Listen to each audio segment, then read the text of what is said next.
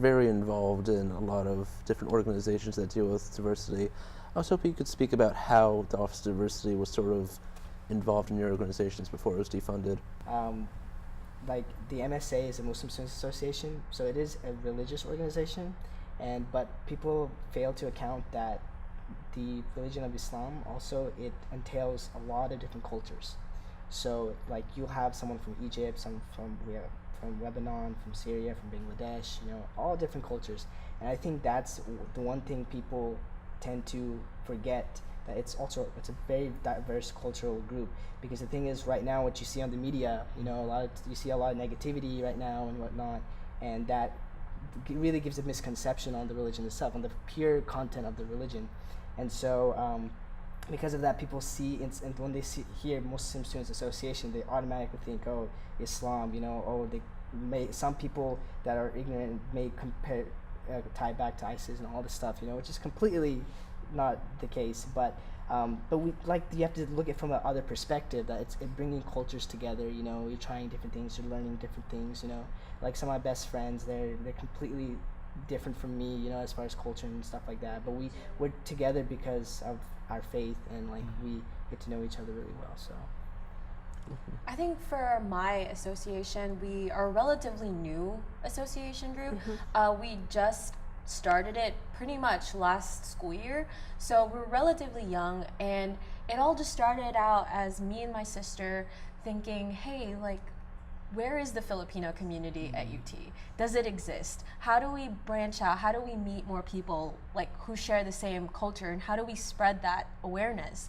And it all just started simply at dinner. We were just talking about that, and then the next semester, her and her friend really just started pushing it out. And I think the biggest relevance of the defunding of the Office of Diversity is that as a starting group, it was kind of hard for us to branch out in terms of how do we get ourselves out there in terms of maybe money, funding for things that we want to do.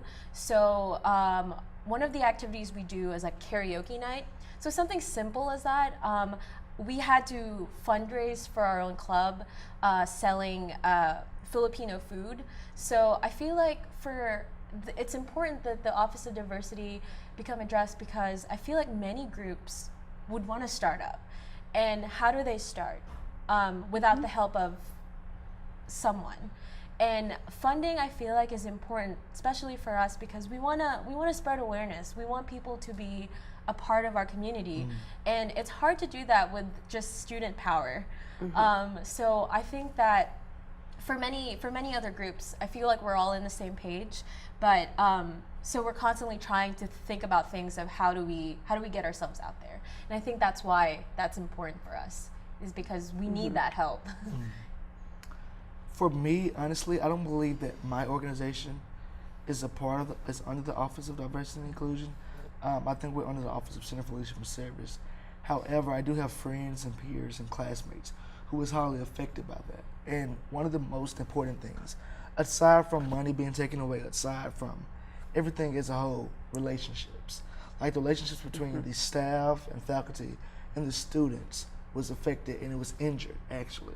I believe that some faculty members took on the act of looking for new jobs, I believe. Some people are no longer here with us due to that. And one of the most important things about relationship is the value in it. For us as students, for those who travel far to come to a school such as UT, you're 6 hours away, or you're states away, or even countries away. You do lean on your relationships that you have with people here at UT for support, more support, as well as just mentally and physically. So you need those relationships. And for that being said, the way that it was affected is that so many of my peers and my friends lost that friend. They lost that support.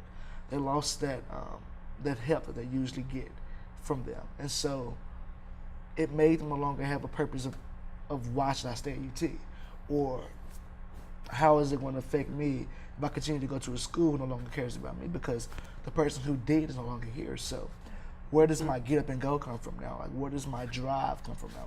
So how do I stay persistent with school and academics or organizations? How do I keep myself involved when the person who kept me on track and kept me accountable is no longer here?